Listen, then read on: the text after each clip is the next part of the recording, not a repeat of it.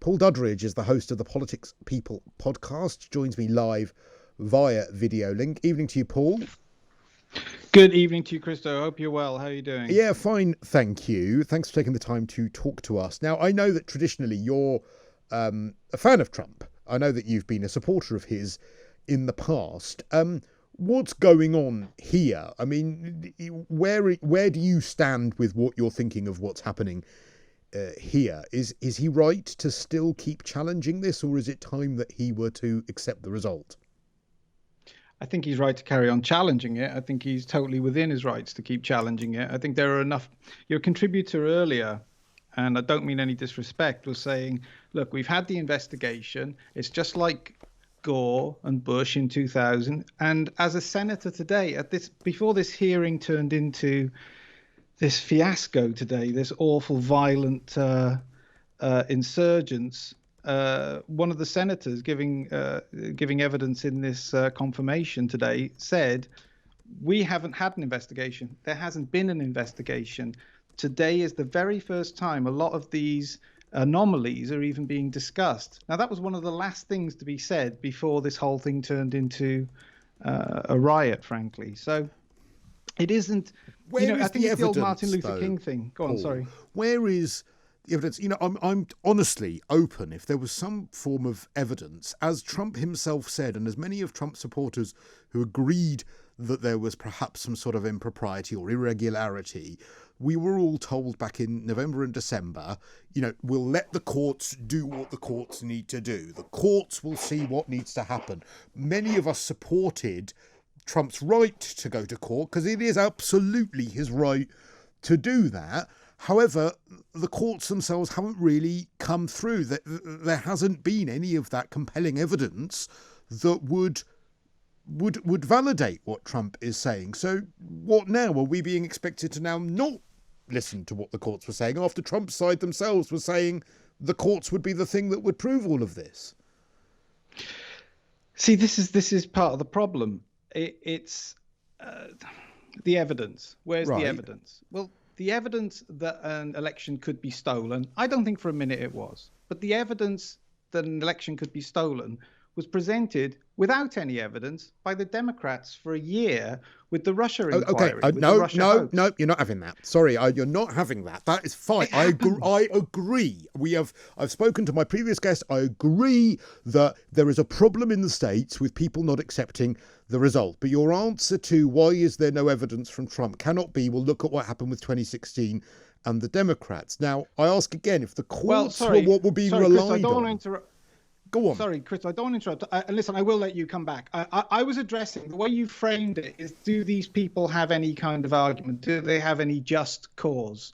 And I'm just simply saying that the people that have turned up in Washington, and I do think that Russia inquiry hoax was a contributory factor to a lot of their anger and simmering rage and feeling of disenfranchisement, is the reason why a good deal of the reason why they're there today. They feel like there's a double standard, but I'll shut up then. Well, no, I'm just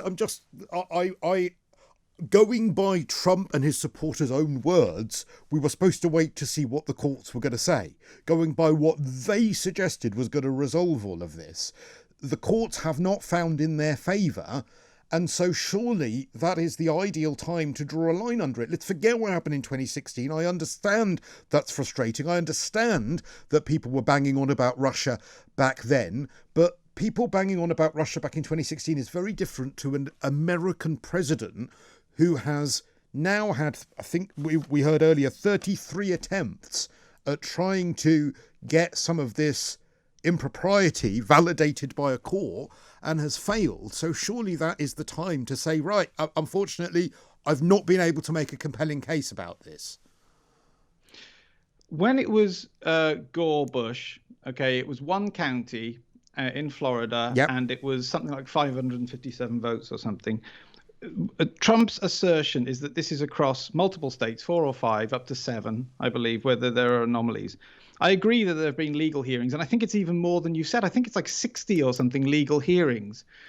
But they don't have an investigative legal hearing in the States. That's what the Trump administration, what the Trump team were actually calling for, was this needs to be investigated, not tried, just actually an investigation. And that hasn't happened. And I do think there is a double standard that is fueling the ire of these people today. So are you and their suggesting behavior. that the president wouldn't have the resources to be able to invoke some sort of investigation? When you read his tweets, you would be forgiven for thinking that there is overwhelming and compelling evidence that wouldn't require the kind of investigation that you're suggesting would need to take place.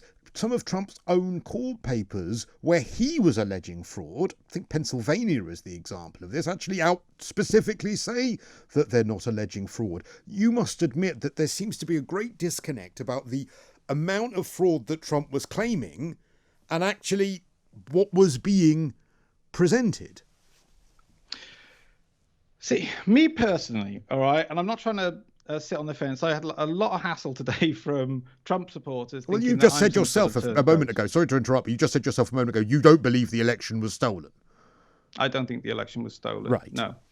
I personally think, for what it's worth, and this is just pure vanity, I do think enough people hated Trump to come out and vote for the first time, if you like. I think it's feasible that nobody went to a Biden rally, but 80 million voted for him. I don't think that's impossible, because you get the same feature as you did with Clinton. It's just like she'd won California by one vote and then got another 4 million votes in California that were totally redundant because you've already won. So I think it's possible that the country who hate him. You then couple that with the fact he got 12 million more votes than he'd done previously, and more than any sitting president in history, etc. And that's an amazing achievement. It's an amazing achievement, and it should be acknowledged. Absolutely. that is. But it's also an indicator of the groundswell of his popularity, and his popularity goes outside party politics. This is where I differ with your previous contributor. This is not about politics. This is gosh darn near revolution. This is like now arguing the toss about whether or not George III is a kindly ruler or an evil ruler. It is the very principle that the people on the Trump side are not trying to win seats in Congress. They are trying to, in their view, end globalism or disassociate with globalism. But that's where they're coming from. But again, isn't that very different? If you are someone who acknowledges, and I'm not even going to say that there might not have been pockets of impropriety. What I'm saying is... There is every election. Of course there is. There are always irregularities with elections. There are always things that maybe intentionally or unintentionally go wrong. Absolutely accepted.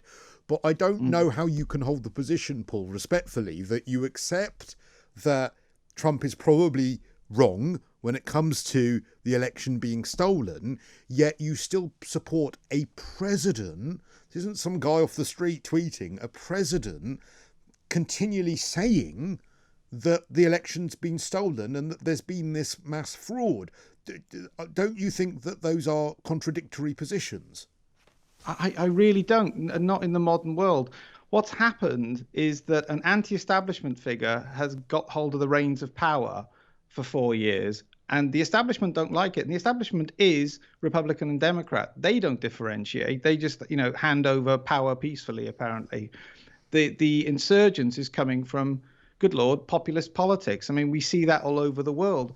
We've been today. It's been described as the Senate has been described as sacred, etc. It's like it isn't. This is just a place where somebody decides whether or not you're going to pay this much tax or that much tax. People are not as religious about these political institutions as the politicians themselves. It's very difficult to make populist supporters have any reverence at all for these institutions of power that they feel have excluded them and ignored their voice for such a long time. As I said, Martin Luther King said something along the lines, and I'm going to misquote him, but he said something like, a riot is the voice of the unheard.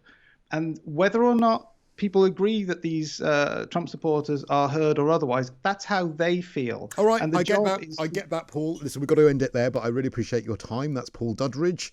We don't often agree. Don't think we did that time either, really, but really it was good to talk to you, host of The Politics People.